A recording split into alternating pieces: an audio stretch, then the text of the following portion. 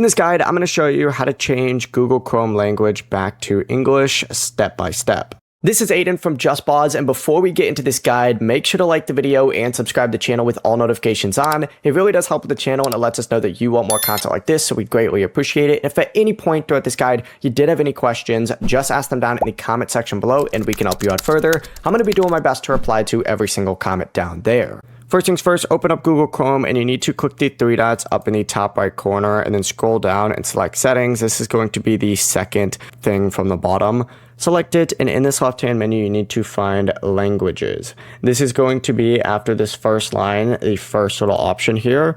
Select it, and once you select this you need to go ahead and find add languages. This is up towards the very top. You just select it right here. And here, just scroll through here until you find English. Go ahead and find it and then select it on here. Now it's not going to pop up currently for me since I technically have English already selected. But say I was selecting another one, I just hit it, check it, and then hit add just like so. And if you ever want to remove another language, find the language on here and then just select it and hit remove instead. The process really is as simple as that, and it's now going to use English as your preferred language.